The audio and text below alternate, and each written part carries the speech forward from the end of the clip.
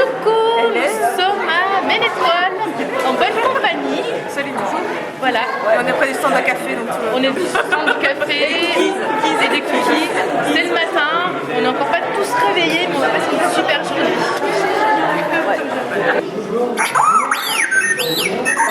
Ouais, c'est trop fun.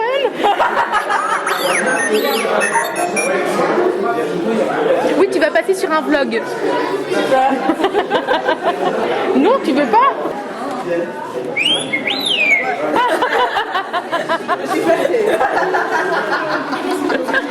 Maureen a du succès.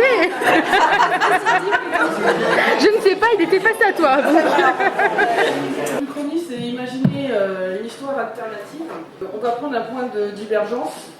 Ça va être, je vais prendre le grand classique que j'utilise toujours quand j'explique ce que c'est qu'une chronique. Imaginez par exemple une Europe ou un monde où Hitler aurait gagné la Seconde Guerre mondiale et tout ce qui en aurait découlé en termes d'histoire, peut-être aussi de morale, etc. Comment on aurait vécu dans ce monde. L'objectif, c'est pas juste de s'amuser avec l'histoire, c'est aussi de réfléchir justement sur ce qui a fait que nous, finalement, on a gagné cette Seconde Guerre mondiale. Ça s'est parfois joué pour certains événements à rien du tout. Le point de divergence, il peut être minuscule et puis prendre ensuite une ampleur assez importante. Et le travail, enfin moi c'est la manière que j'ai de l'aborder, le travail c'est de choisir l'événement mais aussi de réfléchir sur toutes ses conséquences et de développer du coup un univers derrière et de développer aussi une intrigue des personnages qui vont s'adapter à cet univers alternatif. Si je prends l'exemple de Lasserre par exemple, alors en quelle année exactement ça se passe? Alors la serre, ça démarre en fait en 1935, ça se passe en Égypte et sur le pourtour méditerranéen au fur et à mesure des différentes aventures, mais voilà, mais ce que je veux dire, c'est ce sont des années 30 qui ne sont pas, les pays ne sont pas tels qu'on les connaît parce que très longtemps en amont, il y a des choses historiques qui ne se sont pas passées. Et donc, en fait, le monde a gardé ses structures antiques. On a toujours des pharaons en Égypte, il y a toujours un empire romain. Alors ça s'est modernisé, puisque c'est quand même l'Égypte des années 30, avec les voitures des années 30. Mais on a gardé les structures politiques, et évidemment, comme c'est de la fantaisie, les dieux marchent au milieu des hommes. Mais un des intérêts de l'Uchronie, c'est que justement, on invente, on va créer un nouveau monde, mais on a déjà un monde à notre disposition, le nôtre. Et on peut se servir de ce qui s'est passé, de l'histoire avec un grand H, pour venir intégrer, peu ou prou, des événements, des éléments de notre réalité pour, à la limite, soutenir et porter notre nouveau monde. Alors Pierre, toi c'est clair, tu as beaucoup utilisé cette technique. Une chronique en elle-même, c'est pas forcément intéressant. On peut faire une chronique assez aride, assez technique. On peut très bien se contenter de balancer des éléments historiques. Finalement, on en arrive à quelque chose qui tient plus de l'exposé que du roman. L'idée, c'est vraiment de jouer avec le temps, de jouer avec les personnages. Mais encore une fois, l'Uchronie doit rester un cadre. Et je suis persuadé que pour que ce soit une bonne histoire, il faut que dans ce cadre ensuite, les personnages puissent vivre, il faut que ce soit cohérent, vraisemblable. Le lecteur, aussitôt comme tu disais Corinne, le lecteur, dans les premiers chapitres, il rentre dedans. Il y a une chose, enfin pour moi, en tout cas en tant qu'écrivain, qu'il ne faut jamais oublier, c'est qu'on est là avant tout pour raconter une histoire. Les gens qui disent voilà, mais dans vos livres, est-ce qu'il y a une réflexion? Je dis oui, il y a une réflexion, je peux donner envie aux gens de réfléchir et tout ça, mais je ne suis pas là pour faire de la philo. Même si ça peut amener à une réflexion, tant mieux, mais si la philo, je sais où la trouver. L'histoire, je sais où le trouver. Je ne vais pas chercher un cours d'histoire. Ce que je veux, c'est une aventure. C'est ce que disait Céline. Le lecteur, ce qu'il veut, c'est qu'on l'amène en bateau, on l'amène en promenade, on l'amène faire une croisière. Il n'a pas forcément besoin de savoir tous les mécanismes qu'il y a dessous. Hello. On se retrouve, je suis accompagnée de Pierre Léoté, qui est auteur au Peuple de Mu, et qui va venir vous parler un petit peu de son roman. Alors, Rouge Vertical, c'est le titre du premier tome de la trilogie Les Temps Assassins. Hop, je mets plus haut, voilà, c'est mieux. Les Temps Assassins, c'est une histoire de voyage temporel, c'est une histoire d'aventure, d'action, et c'est une histoire qui tourne autour d'un personnage que l'on connaît tous, celui de Milady de Winter. Alors Milady de Winter, pour ceux qui ont peut-être oublié, c'est la grande méchante des Trois Mousquetaires. une grande méchante qui commet de terribles actions et qui a un grand secret, elle ne peut pas mourir. Et le bouquin traite de ça, de l'immortalité. Le roman est paru. Alors, le roman est paru le 14 septembre de cette année, donc 2016, aux éditions Le Peuple de Mu, qui a créé un objet superbe. Oui, avec une illustration réalisée par Fanny. Ouais, Fanny Liabeuf, donc on peut également aller voir sa page Facebook, c'est The Art of Nike. Oui. Elle a créé une couverture incroyable. Alors voilà, vous pouvez voir ici, on a un bouquin en dur, des illustrations à l'intérieur à tomber par terre. Le livre est super.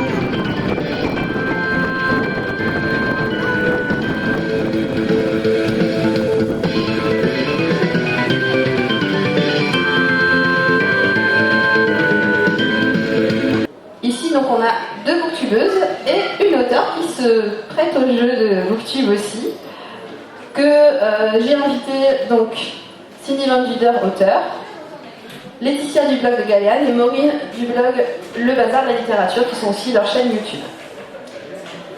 Elles vont chacune à leur tour se présenter, présenter aussi leur chaîne, pourquoi elles sont intéressées à Booktube, aux livres, etc., aux chroniques. Donc je vais d'abord laisser la parole à Maureen. Bonjour à tous, donc Maureen du Bazar de la Littérature. J'ai démarré mon blog il y a 10 ans, en juin 2006 exactement. Et ma chaîne YouTube est arrivée un petit peu plus tard, même beaucoup plus tard, puisqu'elle a un peu plus de 4 ans, je l'ai démarrée en 2012. Pour moi, c'était une suite logique au blog, c'est un support qui est différent, qui touche des lecteurs qui sont différents, puisque, je sais pas, je pense que Laetitia pourra peut-être confirmer, mais généralement les gens qui sont sur YouTube et qui commencent sur YouTube ne sont pas les mêmes qui commencent sur le blog. Voilà, donc pour moi c'était une annexe intéressante pour toucher des gens différents et peut-être de façon un peu plus rythmée, un petit peu plus dynamique que des chroniques écrites sur le blog, puisque je fais partie de ces blogueuses qui font des chroniques à rallonge, ce qui ne plaît pas forcément à tout le monde, donc l'aspect vidéo est peut-être un petit peu plus dynamique. Laetitia ? Bonjour à tous, donc je m'appelle Laetitia, je tiens le blog de Galéane, la chaîne YouTube porte le même nom, donc j'ai créé mon blog en mars 2010, donc ça fait plus de 6 ans, et ma chaîne YouTube un an plus tard quasiment, en avril 2011, ça fait plus de 5 ans. C'était pareil que pour Maureen, en fait, j'ai créé ça déjà parce que c'était le prolongement de mon blog, c'était une manière de communiquer qui était totalement différente, plus interactive, qui me permettait de transmettre peut-être plus d'émotions qu'à l'écrit, et puis voilà, tout simplement. Donc Cindy Van Duder, auteur, et je tiens la chaîne Cindy Van Duder, incroyable, je sais.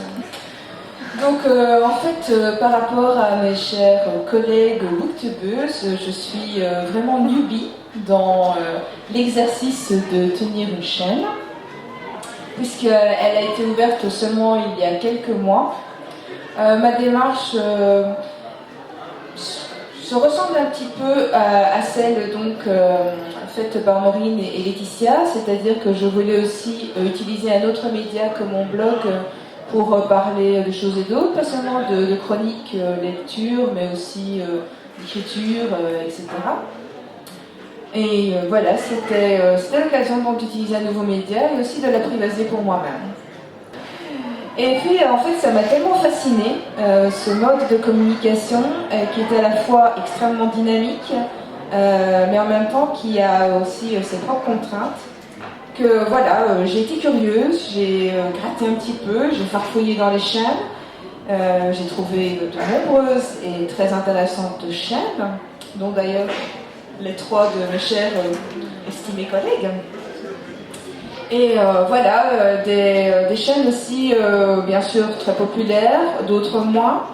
Personnellement, c'est pas le critère qui m'intéresse le plus, c'est vraiment la manière de parler des thèmes, des sujets. Voilà, c'est vraiment une diversité que je trouve très très intéressante sur Booktube. C'est le fait que personne n'est calqué sur un modèle. Toutes ont leurs propres caractéristiques, leur propre personnalité, et c'est vraiment ce qui m'intéresse d'ailleurs toujours. Laetitia ou Maureen, comme vous voulez. Alors, comment j'ai découvert Booktube ? Déjà à l'époque, on n'appelait pas ça Booktube, donc ça remonte quand même. En fait, j'ai une copine blogueuse qui s'est lancée. Elle faisait partie des toutes premières. Elle avait déjà vu une autre personne comme ça sur internet qui parlait de bouquins. Ça l'a tentée. Donc elle s'est lancée et j'ai beaucoup aimé ce qu'elle faisait. Cette nouvelle manière de partager et je me suis lancée à mon tour. Voilà. C'était un nouveau challenge et j'ai essayé de faire au mieux et voilà. Oui. Un petit peu pareil, j'ai connu grâce à la communauté Livre Addict, sur laquelle j'étais assez active il y a quelques années. C'est là que sont apparues les premières blogueuses sur surtout une communauté de filles, malheureusement, même s'il y a de plus en plus de garçons. Heureusement. Et oui, donc j'ai découvert les chaînes YouTube grâce à cette communauté Livre Addict au début. De plus en plus de partage à ce sujet-là. Je crois que je t'ai découvert aussi Laetitia, parce que j'ai commencé après toi. Voilà, donc tu as été une de mes inspiratrices, certainement. Jessica de Livre Addict, évidemment, hein, la créatrice du forum Livre Addict. Voilà, donc envie de tester ce mode de communication qui m'a aussi beaucoup aidé, moi personnellement dans ma vie. J'étais quelqu'un de très très réservé et qui avait énormément de mal à parler en public et devant les caméras, c'était un exercice que je ne concevais pas il y a quelques années. Et depuis donc 4 ans, ça m'a énormément aidé, c'est enrichissant et voilà, ça aide pour l'oral, quand vous passez les entretiens, de travailler les vidéos, c'est vraiment très enrichissant. Donc, j'invite tout le monde à le faire. Justement, tu anticipes ma prochaine question, bravo. Qu'est-ce que vous a apporté faire des vidéos sur YouTube, etc., sur YouTube, tout ça, qu'est-ce que ça vous a apporté en tant que personne et dans votre vie de tous les jours? La confiance en soi, du recul sur soi aussi, la capacité à argumenter. Voilà. Laetitia? Alors un petit peu comme Maureen, il y a cette confiance en soi qu'on acquiert parce qu'on est obligé de se juger soi-même, d'apprendre à se juger soi-même, de se regarder aussi, ce qui n'est pas forcément évident. Et ce qu'on acquiert aussi, c'est toutes les compétences liées au montage, les vidéos, comprendre comment ça fonctionne et tout ça. Et pareil, cette façon d'essayer de s'améliorer, enfin on s'améliore intuitivement à l'oral, on est obligé d'essayer de parler, de trouver quelque chose à dire et ça nous aide dans la vie de tous les jours à échanger un petit peu plus avec les gens. Cindy? Je dirais tout simplement, un petit peu comme Maureen et Laetitia, ça m'a apporté d'abord le regard sur moi-même, parce que le premier ou la première qui se dirait que c'est facile de parler devant une caméra pendant 10 minutes et puis de poster ça sur YouTube, je vous invite à le faire, franchement. Vous me direz le résultat après. Non, franchement, je trouve qu'effectivement, il faut pas mal de courage, il faut pas mal de tripes pour pouvoir le faire. Pour non seulement se confronter au regard de la caméra, mais en plus se reconfronter à son propre regard par la suite quand on visionne réellement la vidéo. Moi, ça m'a apporté en fait un contact peut-être différent avec des personnes qui n'étaient peut-être pas intéressées par le blog ou quoi que ce soit. Ça m'a aidé peut-être à les toucher d'une autre manière. Et je trouve ça en tout cas très intéressant et très formateur comme exercice. Laetitia parlait par exemple du montage, des aspects techniques, et je veux dire que là aussi, mine de rien, il y a de sacrées compétences à avoir. Il est 23h, ça y est, je suis rentrée à la maison, c'était une journée fantastique. Une journée de malade, c'était un super festival, une super ambiance, j'ai tout aimé. Les lieux déjà, c'est très agréable de trouver un salon imaginaire au centre de la France. Je pense que ça va arranger beaucoup de gens. Beaucoup de provinciaux qui sont excentrés des villes et qui pourront peut-être plus facilement se rendre dans le centre. Le lieu était super bien. Ensuite, l'organisation était au top. Il y avait vraiment une très bonne organisation, de très bons stands, beaucoup de bénévoles. Axel, gros bisous si tu passes par là. Il y avait des très jolis stands, je crois que je viens de vous le dire, je suis très fatiguée. Il y avait des combats de sabres laser de Star Wars, c'était très joli. Il y avait des cosplays, j'ai vu des super cosplays de façon que vous avez pu voir aussi, je pense, dans la vidéo. Il y avait des très intéressantes tables rondes. Aujourd'hui, j'ai assisté à une table ronde sur l'Uchronie. Ça m'a donné envie de découvrir ce genre, je connais pas du tout. Et ça m'a aussi donné envie de me réintéresser encore plus à l'histoire, à beaucoup de thèmes qui m'intéressent mais pour lesquels je n'ai que très peu d'informations, genre je pense tout simplement à la guerre de sécession. J'adore toute cette histoire des États-Unis, ça me fascine dans les films et ça me donne toujours envie de m'intéresser à cette partie de l'histoire, donc 1865 au moment de l'abolition de l'esclavage. L'autre table ronde que j'ai faite, donc c'était celle sur les booktubeurs avec Maureen et Galéane et Cindy Van Wilder, et c'est vrai que ce qui était très intéressant, et j'ai trouvé que c'était chouette que Axel invite ces deux personnes, c'est que ce sont aussi deux anciennes booktubeuses, c'est-à-dire qu'on a toutes les trois commencé il y a plus de 4 ans. Et à ce moment-là, c'était déjà différents codes, différentes façons de faire et ça a très vite évolué. Et du coup, c'était génial de les entendre et de voir, de prendre à nouveau conscience effectivement de l'apogée de Booktube en ce moment. Cindy a apporté son point de vue auteur, son point de vue un petit peu extérieur et nouvelle booktubeuse puisqu'elle commence tout juste depuis quelques mois. Elle publie pas régulièrement mais voilà, elle fait des vidéos qui lui tiennent à cœur. C'était très intéressant. En plus j'étais vraiment contente parce que il y avait une bonne dizaine de personnes je crois, j'ai pas filmé la salle mais ouais, 10 à 15 personnes qui étaient là pour les écouter et c'était très encourageant. Surtout qu'il faut savoir que en fait on commence tout juste à faire des petits débats, table ronde, à être invité en salon pour ce type de conférence. Donc du coup il faut qu'on s'implante, qu'on se fasse entendre. Je pense que petit à petit ça va se faire beaucoup plus régulièrement, qu'on va être plus nombreux à intervenir en salon et que ça peut être très enrichissant pour vous comme pour nous. J'ai mangé avec mes copines auteurs, donc avec Valérie, Simon, avec Nadia Coste et avec Cindy Van Wilder. Plein de bisous les filles, j'ai passé un excellent moment avec vous.